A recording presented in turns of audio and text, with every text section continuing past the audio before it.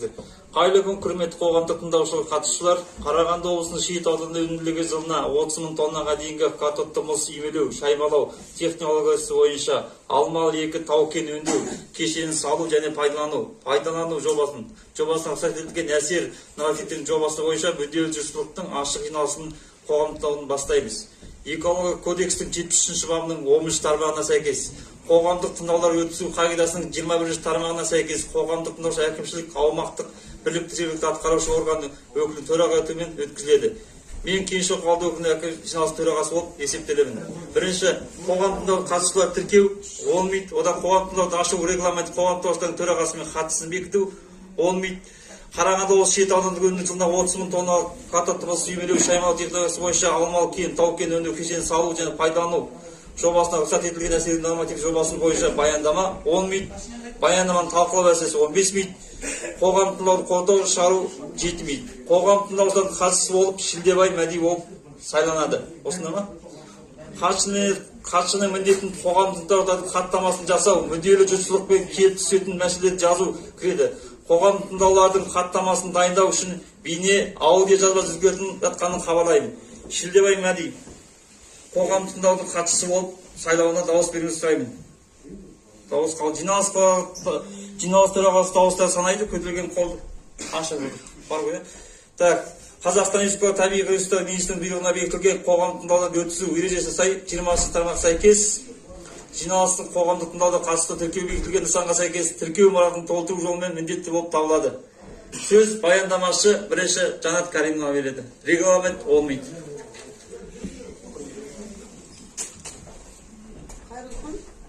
Қоғамдық тыңдауға қатысушылар, бүгін жаңа айтып өтілгендей, бүгін назарларыңызға Жуарай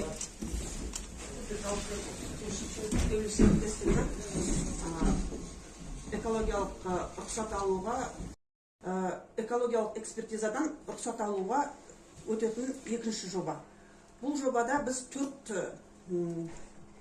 бұл жобаның ішінде 4 құжаттар, жобалау құжаттар дайындалады. Ол біріншісі рұқсат етілген шығарындылардың жобасы, екінші қалдықтарды бақылау жобасы, үшіншісі өндірістік жоспарлық бақылау бағдарламасы, сосын үшіншісі ол экологиялық әсер ету жоспары.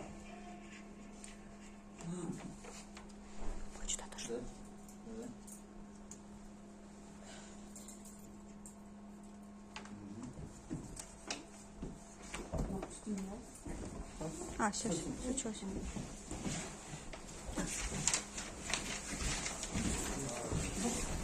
Рұқсат етілген шығарындылар норматив жобасы, ол ең басты сұрыптау кешенінде ең көп үлес қосады. Біздің реконструкция жұмыстары дейміз ғой, ол жасаған кезде ең бастапқы біздегі шығарындылар ешқандай өзгермейді.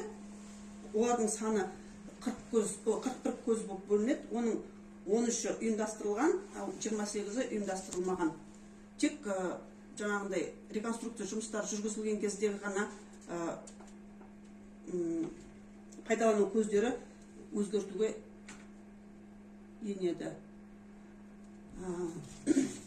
Рұқсат етілген шығарындылар нормативтің жобасы бойынша біз біраз іс-шаралар жасауымыз керек. Өйткені жаңағы шығарындылар жобада шаң басуға арналған ұсақтау-сұрыптау учаскесінде гидросуару жүйесі жүргізілген. Соны бақылаймыз. Одан кейін агломерация учаскесінде тұз буын ұстауға арналған скрубер орнату көзделген. Кәсіпорынның қазандығында күл ұстауға тиімді бұрынғы кезекте бізде 80%-ға дейін ұстайтын күлді қондырғымыз.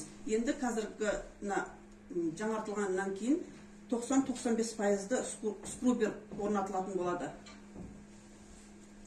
Электролиз цехында бізде шығарындылар тазарту үшін өз күрт қышқылынан бұрынғыдан тұрған скрубер бар. Ол 99%-дағы шығарындыларды ұстап қалады.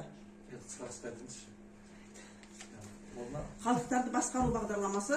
Бізде қалдықтарды екі түрлі басқару жұмыстары жүреді. Ол біреуі қатты тұрмыстық қалдықтар мен күлдерді осы шет ауданының полигонына шығарылады, ал қалған барлық зиянды қалдықтар олар келісім шарт бойынша басқа мекемелерге беріледі.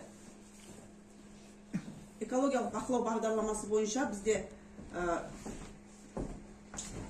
шығарындылардың жаңа айтқан ұйымдастырылған шығарынды көздерінен лабораториялық аккредитациядан өткен лаборатория жүргізеді, ал ұйымдастырылмаған көздерінен бізде өзіміз есеп жүзінде жүргізетін боламыз. Экологиялық бақылау бағдарламасына топырақтың зерттеуі және экологиялық бақылау ұңғымаларының зерттеуі жүргізіледі. Олар схемада көрсетілген. Енді қоршаған ортаның қорғау жөніндегі іс-шаралар жоспары. Ол жоспарларда ең бастысы жаңағы шаңды басу жұмыстары, одан кейін өндірістік аймақты көгалдандыру, сосын жаңағы айтып өткен экологиялық зерттеу жұмыстары жүргізіледі, және де мекеменің бұзылған жерлерін қайта уақытылы қалпына келтіру жұмыстары жүргізілетін болады. Сенің тақырыбың бойынша осы қысқаша. Сұрақтарыңыз болса? Сұрақ жауаптарыңыз бар ма? Жоқ. Онда мәселе талқылау. Сонымен қатар сұрақ қойды, жауаптар алынды. Жиналыстың қорытынды бөлігіне қоғам қорытындысына шағып кірісеміз. Құрметті қатысушылар, Қазақ егіп кодексіне сәйкес қоршаған қорғау бойынша шараларды көздейді. Сізде қоғамдық тыңдау өтті деп тануға қолдап дауыс беруді сұраймын. Дауыста саналы жиналған қатысушы өкімет көтерілген қолдарды қолдауды қалыс қалған жоқ, қалыс қоғам тыңдалып қаралған құжаттар тыңдалған баяндамалардың сапасы туралы олардың толықты түсінушілік тұрғысынан қатысушылардың ортақ пікіріне айтылған құжаттың түсінігі толық және қажеттілік болып табылады. Дауыс беруге негізде отырып қоғамдық тыңдауларды аяқтауына көп рахмет.